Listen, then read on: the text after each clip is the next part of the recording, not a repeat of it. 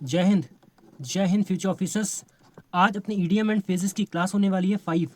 आज हमारी क्लास होने वाली है 5, जहाँ पे हम लोग 100 मोस्ट इंपॉर्टेंट ईडीएम कर चुके होंगे, जहाँ पे हम लोग आज मोस्ट 100 ईडीएम्स कर चुके होंगे। और आज के बाद आपकी क्लास चलेगी मिशन प्रैक्टिस। जैसे कि हमने सिनोनियम में किया था, ऐसे ही हम ईडीएम का भी मिशन प्रैक्टिस करेंगे, जहाँ पे हम लोग 25 करके जितनी अभी तक आपने पढ़ी है ना, मैं आपको एक बार वापस से अब वहाँ पे हम लोग क्वेश्चन के फॉर्म में करेंगे।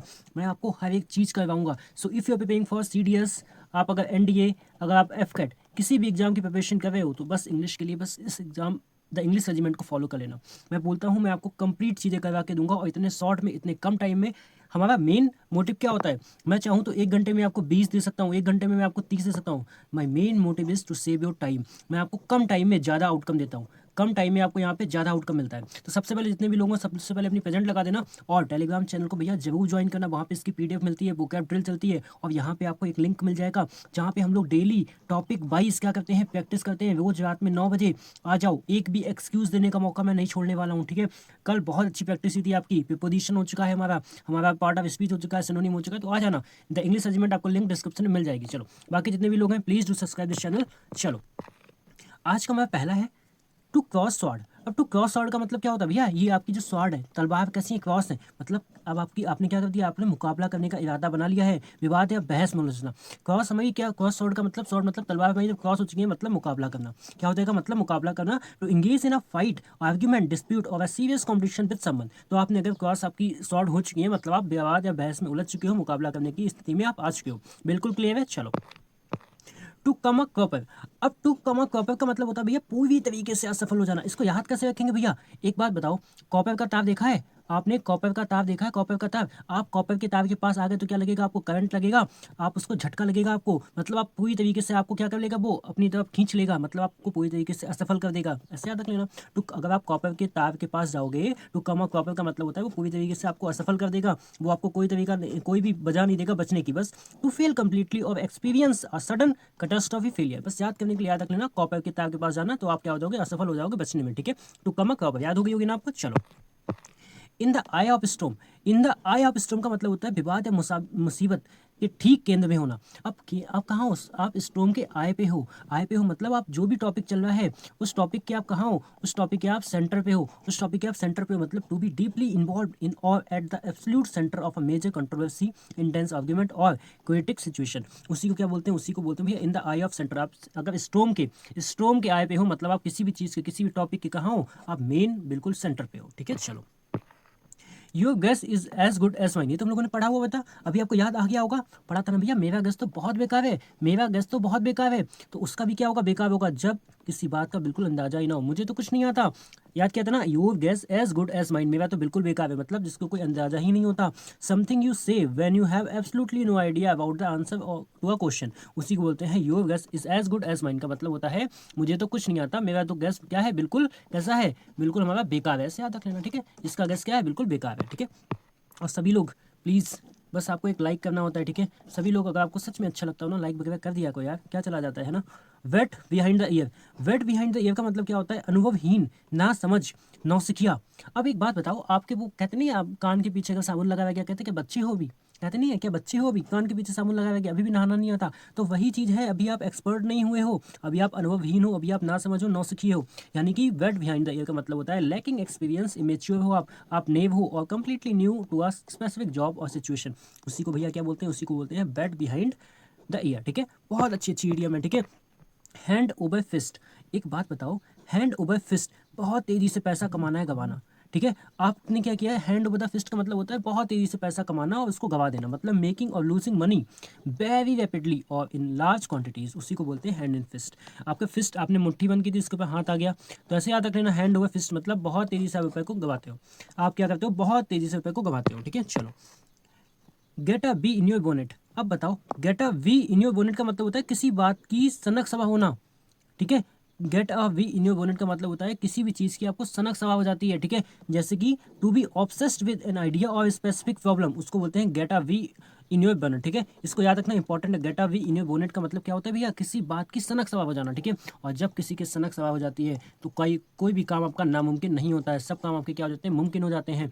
तो बस मैं बोलता हूँ, सीरियस एग्जाम के लिए भी एक क्या लेके आओ? सनक लेके आओ कि वी हैव टू क्लियर, ठीक है, serious examination at any cost. ठीक है, जब आप ऐसे तरीके से सोच लेते हो, माइंडसेट बना लेते हो, तो एग्जाम आपके लिए कुछ नहीं रह जाता है। ठीक है, तो get a bee in your bonnet का मतलब होता है सनक सवा हो जाना। ठीक है, टॉक टू वंस हेड। अब किसी की आप हेड से बात कर रहे हो, भाई बिना तथ्यों के डींगे हाँकना। बताओ, बातें कभी हेड से की जाती हैं? नहीं की जाती हैं। आप उसकी हेड को पता नहीं क्या क्या बता के चले आए, है ना। टॉक थ्रू वंस हेड का मतलब होता है to talk about something without understanding the fact, to speak foolishly. तो यहाँ पे क्या हो जाएगा, टॉक थ्रू किसी के हेड से बात करना, मतलब आप बिना किसी लॉजिकल पॉइंट के आप बात करते हो। ठीक है, विदाउट लॉजिकल पॉइंट के आप बात करते हो, उसको बोलते हैं। ठीक है, तो यहाँ पे क्या हो जाएगा, आप बिना तथ्यों के आप केवल आप क्या करते हो, वैग करते हो। ठीक है, उसी को बोलते हैं बिना लॉजिकल पॉइंट के आप बात करना, मतलब टॉक थ्रू वंस हेड। ठीक है, इनको ध्यान से देख लो। ठीक है, अभी इनकी जब प्रैक्टिस आएगी ना, तब मजा आ जाएगा आपको। वकल डाउन। वकल डाउन क्या होता है? वकल डाउन कर लिया मतलब पूरी गंभीरता और लगन के से काम में जुट जाना। आपने भाई बकल डाउन कर लिया, अब आप पढ़ने बैठ चुके हो। देखो, बकल डाउन कर लिया, अब आप पढ़ने बैठ चुके हो। अब कुछ भी हो जाए, जब तक आपका वो टॉपिक कंप्लीट नहीं होता, कॉन्सेप्ट क्लियर नहीं होता, आप तब तक नहीं उठोगे। टू बिगिन टू वर्क और study seriously with hard work, determination और फुल कंसंट्रेशन के साथ। ठीक है, तो हम लोगों को क्या करना है, अभी ऐसे बोलना 2-3 बार, हम लोगों को भी बकल डाउन करना है। कब तक? जब तक आप सीडीएस, जब तक आपका एनडीए, जब तक आपका एफ कैट का एग्जाम नहीं हो जाता, तब तक बकल डाउन करके रखना। ठीक है, तब तक आप बकल डाउन करके रखोगे। ठीक है, चलो 10, cut to the quick. Cut to the quick का मतलब होता है दिल को ठेस पहुंचाना। सच में कट टू द क्विक। ठीक है, जब आप लाइक नहीं करते हो, जब आप कमेंट नहीं करते हो, ठीक है, तो क्या करते हो आप मुझे कट टू द क्विक करते हो। ठीक है, क्योंकि आपके लिए जो इतनी मेहनत की जाती है, ठीक है, आपके लिए जो क्लास लास्ट के 2 महीने में आती है, देखना भैया, कभी जिसकी क्लास होती है वो लास्ट के 1 मंथ में ही आती है। ठीक है, 1 मंथ में क्या सीडीएस क्लियर होता है? नहीं होता है। ठीक है, लेकिन आपके लिए यहाँ से 3 मंथ पहले हम लोगों ने जून से ही नहीं, मई से क्लास स्टार्ट कर दी थी। ठीक है, मई से ही क्लास स्टार्ट कर दी थी। उस चीज़ की आप वैल्यू को समझना। ठीक है, कट टू द क्विक ना करना, है ना, क्यों से मानो। चलो, कट टू द क्विक का मतलब होता है दिल को ठेस पहुंचाना, मतलब टू डीपली हर्ट और वुंड समवंस फीलिंग। ठीक है, to cause intense emotional pain, offence और डिस्ट्रेस, उसी को बोलते हैं कट टू द क्विक। ठीक है, इसको बोलते हैं कट टू द क्विक। चलो, to rise like a phoenix. तो to rise like a phoenix का मतलब होता है असफलता के बाद पहले से कहीं अधिक मजबूत होकर वापस आना। देखो, आज के जितने भी ईडीएम हैं, सब कहीं ना कहीं किस पे हैं, हमारे मोटिवेशन पे है भैया, मोटिवेशन पे।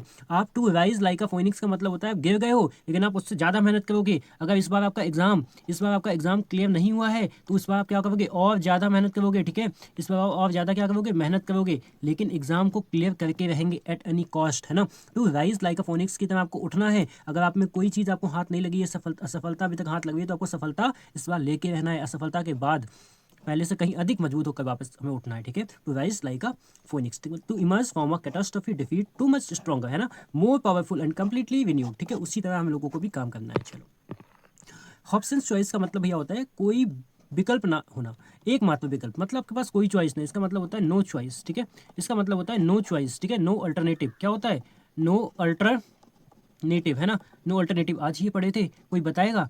अल्टरनेटिव और अल्टरनेट, अल्टरनेटिव और क्या हो जाएगा आपका, अल्टरनेटिव हो जाएगा, एक हो जाएगा आपका अल्टरनेट। बताओ दोनों में क्या डिफरेंस है, दोनों का मीनिंग क्या होता है, अल्टरनेटिव का मतलब क्या होता है ये बताना, और अल्टरनेट का मतलब क्या होता है बताना। आज ही पढ़े थे ये बैच में, है ना। तो ऑप्शंस चॉइस का मतलब क्या होता है, इसका मतलब कोई चॉइस ही नहीं है। A situation in where there is no actual option left. आपको जहाँ जाना है बस आपके पास एक ही ऑप्शन है। वो ऑप्शन क्या है, सीडीएस को क्रैक करना। वो ऑप्शन क्या है, एनडीए को क्रैक करना। वो ऑप्शन क्या है, एफ कैट को क्रैक करना। आपके पास इसके अलावा कोई ऑप्शन नहीं है, ऐसे मान के चलना। ठीक है, चलो 13, question of the time. Question of the time का मतलब होता है देर सवेर होना तय है। मतलब क्वेश्चन ऑफ द टाइम का मतलब होता है कोई भी चीज़ का होना अनिवार्य है। कोई भी चीज़ का होना कैसा है, वो नेसेसरी है। कैसा हो जाएगा आपका, नेसेसरी हो जाएगा। ठीक है, कोई भी चीज़ का होना आपका नेसेसरी हो जाएगा। ठीक है, something that is certain to happen और इनएविटेबल इन द फ्यूचर। वो चीज़ का होना तय है। ठीक है, देर सवेर लेकिन होना तय है। ठीक है, क्वेश्चन ऑफ द टाइम का मतलब होता है, देखो बहुत अच्छा है, अगर आ गया तो मज़ा आ जाएगा ना, आपको स्माइल मिल जाएगी आपके कहाँ पे, एग्जाम में, है ना। क्वेश्चन ऑफ द टाइम का मतलब होता है देर सवेर किसी चीज़ का होना तय है, मतलब something that is certain to happen और inevitable in the future. Inevitable का मतलब भी क्या चीज़ होती है, जो चीज़ आपकी होना तय है। ठीक है, चलो 14, डॉग इन द मैनेजर। भाई एक बात बताओ, अगर डॉग क्या है, डॉग को मैनेजर बना दिया जाए, मतलब वो कैसा होता है, स्वार्थी व्यक्ति हो जाता है, वो सेल्फिश हो जाता है। डॉग को मैनेजर बना दिया तो पहले वो किसके लिए देखेगा, सब चीज़ अपने लिए देखेगा। ठीक है, अ पर्सन हु प्रिटेंड, ठीक है, प्रिवेंट्स अदर फ्रॉम यूजिंग और enjoying something that they themselves have no use for और कैन नॉट एंजॉय। ठीक है, मतलब क्या हुआ, सिंपल सा मतलब है। डॉग इन द मैनेजर का मतलब होता है स्वार्थी व्यक्ति होता है, ये कैसे सेल्फिश होते हैं। ठीक है, ये सेल्फिश इंसान हो जाते हैं। ठीक है, उसी को बोलते हैं डॉग इन द मैनेजर। ठीक है, चलो स्मेल ब्लड। अब स्मेल ब्लड मतलब क्या होता है भैया, आपने किसी की ब्लड को स्मेल कर लिया है, मतलब सामने वाले की कमजोरी को भाप लिया है। आपने भाप लिया है कि इसकी कमी क्या है, इसकी वीकनेस क्या है भैया, वीकनेस क्या है। ठीक है, तो अगर ये आप किसी की वीकनेस को भाप लेते हो तो आपको उस चीज़ को टैकल करना क्या हो जाता है, उस चीज़ को आपको टैकल करना बहुत ईजी हो जाता है ना। सच बात है या नहीं है? तो क्या होगा, स्मेल ब्लड करना मतलब सामने वाले की कमजोरी को भाप लेना, टू परसीव और detect a vulnerability weakness in an opponent. तो यही होता है आपका स्मेल ब्लड करना। स्मेल ब्लड कर लिया मतलब सामने वाले की कमजोरी को भाप लिया। बहुत फोकस कर लेना, बस 10-15 मिनट, ठीक है। थ्रो इन द टॉल आया था ना, कहीं ना कहीं आया था ना, यस आया था।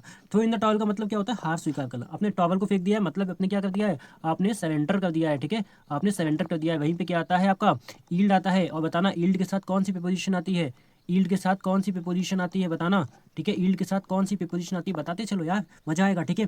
To admit defeat, to give up on a task, challenge और स्ट्रगल। तो आपने टॉवल को फेंक दिया मतलब आपने क्या कर दिया, गिव अप कर दिया, ठीक है। चलो अभी तो याद हो गई होंगी, ठीक है। 5 क्लास में हम लोग 100 इडियम्स आज कर लेंगे, ठीक है। Keep abreast of, keep abreast of का मतलब होता है समय के साथ चलना, पल पल की खबर रखना। भाई कैसे होता है देखो, ये न्यूज़ में पढ़ते हैं, ठीक है, तो ये क्या कहते हैं, पल पल की खबर रखते हैं। इनके पास हर टाइम की, आज तक कौन है, यही क्या किसका काम करते हैं, यही काम करते हैं आज तक का। तो वो कौन होते हैं, वो होते हैं कीप अब्रेस्ट ऑफ, जो किसका काम करते हैं, आज तक का। To stay up to date, to stay up to date with the latest information, उसी को बोलते हैं keep abreast of. Keep abreast का ऑफ का मतलब होता है आप समय समय की, पल पल की आप क्या करते हो, खबर रखते हो, ठीक है। आपके जीवन में ऐसा कोई फ्रेंड तो होगा पक्का, है ना।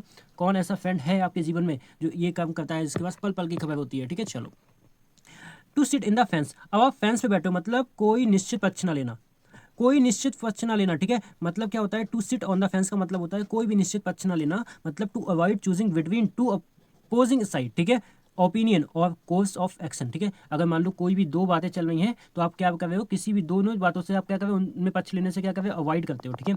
अवॉइड करते हो, उसी को क्या बोलते हैं, उसी को बोलते हैं हम लोग क्या, उसी को बोलते हैं to sit on the fence, ठीक है। सिट ऑन द फेंस, आप हम जाके फेंस पे सीधे बैठ गए हैं, हमें इन दोनों टॉपिक से, इन दोनों लोगों से कोई मतलब नहीं है, ठीक है। कोई निश्चित पक्ष ना लेना, ठीक है, किसी का पक्ष ना लेना। चलो 19, haul over the coals, haul over the coals का मतलब होता है भैया कड़ी फटका लगाना। क्या होता है, कड़ी फटका लगाना। हॉल ओवर द कोल्स का मतलब क्या होता है, कड़ी फटका लगाना। देखो कैसे कड़ी फटका लगा रही है, ये तो पक्की बात, ये कौन होंगे, ये बॉस होगा, ये कौन होगा, एम्प्लॉय होगा, है ना, ये एम्प्लॉय होगा। तो भैया कड़ी फटका लगाना, ठीक है। टू स्कोल्ड रेप्रीमेंट और क्रिटिसाइज समन सेवरली, ठीक है। तो यहीं पे क्या होता है, haul of over the coal का मतलब होता है, होल से याद रखना, बहुत ज़्यादा क्या किया, बहुत ज़्यादा उसने चिल्लाया, ठीक है। होल ओवर द कोल का मतलब होता है कड़ी फटका लगाना। नेक्स्ट क्या है, to throw a sop to Cerberus, to throw a sop to Cerberus का मतलब क्या होता है भैया, इसका मतलब होता है रिश्वत देकर किसी का मुंह बंद करना, ठीक है। आप रिश्वत देके क्या करते हो, किसी का मुंह बंद कर देते हो, ठीक है। इसमें क्या आता था, हम लोगों ने क्या पढ़ा था, एक वर्ड हश मनी पढ़ा था, ठीक है। हम लोगों ने क्या पढ़ा था, याद रखोगे ना, हश मनी। हश मनी का मतलब क्या होता है, हश मनी का मतलब भी होता है रिश्वत देना, ठीक है, ठीक है, रिश्वत देना। तो यहाँ पे क्या हो जाएगा आपका, यहाँ पे हो जाएगा to give a bribe a small concession, ठीक है, कंसेशन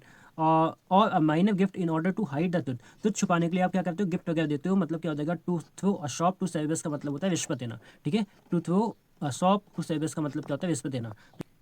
तो ये थे अपने 20 ईडियम्स। बताना आपको 20 ईडियम्स कैसे लगे, ठीक है। और सच में आपको क्लास बेनिफिट लगती है तो आप प्लीज़ अपने सभी फ्रेंड को शेयर कर लिया करो, ठीक है, ताकि सभी लोग इस क्लास का फ़ायदा उठा पाएँ, ठीक है। कल से हमारा मिशन प्रैक्टिस होगा, सभी लोग आ जाना वहाँ पे। अब हमारी प्रैक्टिस चालू होगी, अभी तक हमने पढ़ा था, अब हम यहीं पे यूट्यूब पे ही हम क्या करेंगे, प्रैक्टिस करेंगे, ठीक है। और इस टेलीग्राम को आप ज्वाइन कर लेना। तब तक ले जय Hind, have a nice day.